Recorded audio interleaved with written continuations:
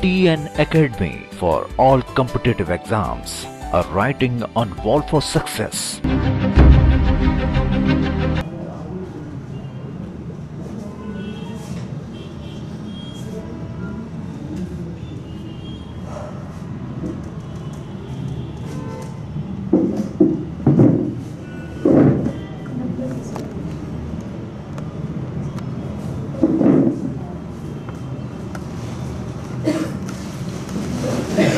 आपको बोर्ड ऐसे मिला, आप गए, आप क्या करें? अब आपको तो फर्दर टॉपिक दिया गया है, तो आप जाओगे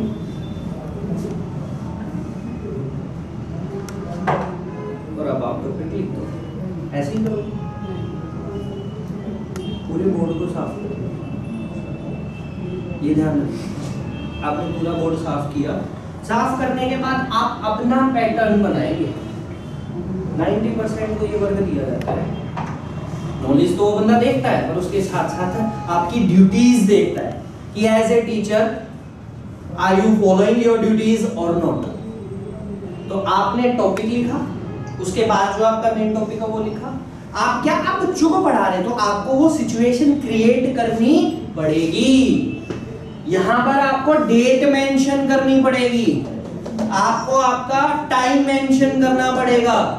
वो आपका एक परफॉर्मा है, that is your black board. कर दिया, उसके बाद आप टीच करेंगे, कर दिया। उसके बाद जो चौक होगा, अब जहां रखा था या तो वहीं पे रख दो। ध्यान रखना, इधर छोटा चौक बच गया, इतना सा बच गया, भाई पहले से ही छोटा रखा। अब ऐसा नहीं उनके पास चौक नहीं था, वो रख नहीं सकते थे, क्वांटिटी कम हो उनके पास, ऐसा नहीं है। बट वो हर एक चीज को जज करना चाहते हैं। इतना सा चौक था, आपने पढ़ाया, वो इतना रह गया, आप बातों बातों में उसको फेंक दिए इधर उधर।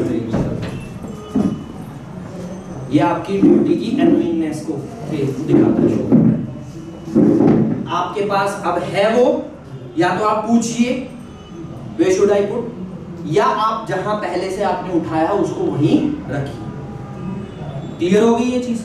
दूसरी चीज, जब आप पढ़ा चुके हैं, 50% बच्चे ये गलतियां करते हैं, पढ़ाने के बाद वो बोलोगे यस ओके ठीक है हो गया, बंदे ने हो गया बोल दिया तो डेफिनेटली आपने अपना काम रेस्ट कर दिया, वहां पे छोड़ दिया, अब आप आ रहे हो। नहीं, क्या भूले, बोर्ड को साफ करके रखना।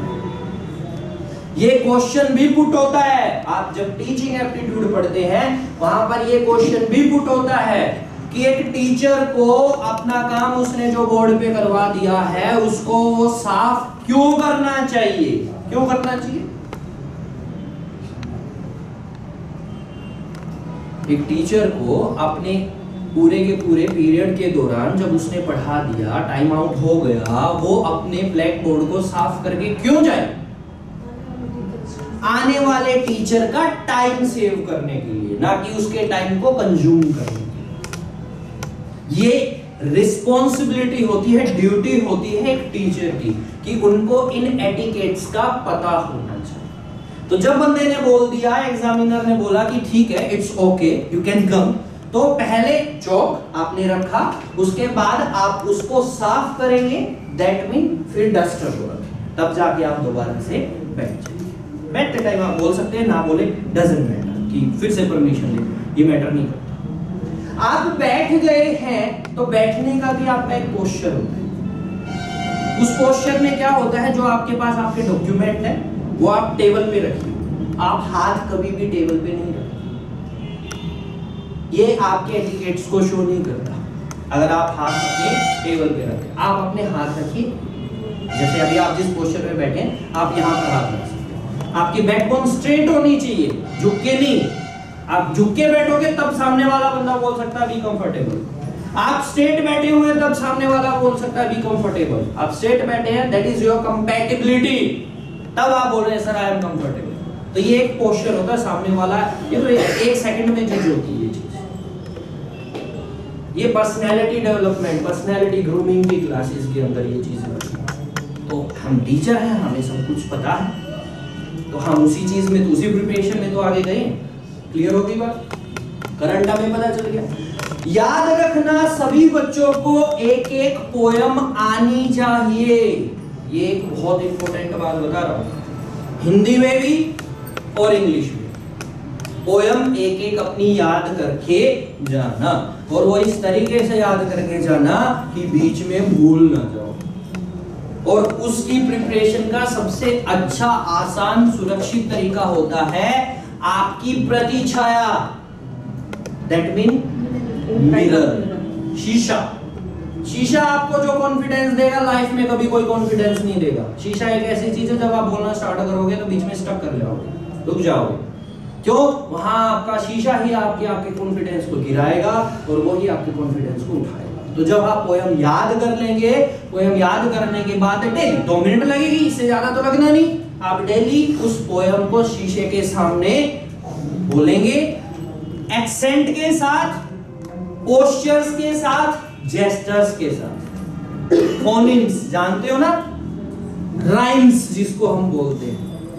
राइम्स किस चीज का एक मेथड है? बच्चों को जो राइमिंग करवाई जाती है वो किस मेथड के ऊपर बेस्ड है?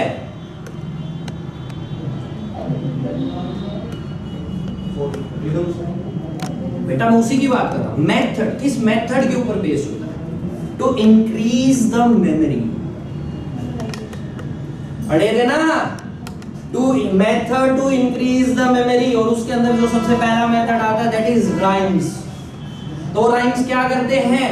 राइम्स हमारी मेमोरी को शार्प करते हैं, तो उसका एक मेथड होता है। तो हमें विद राइम्स उनको बोलना होगा पोएम्स को। प्राइमरी टीचर के लिए मैंडेटरी है, ठीक है, उससे ऊपर के लिए मैंडेटरी नहीं होता।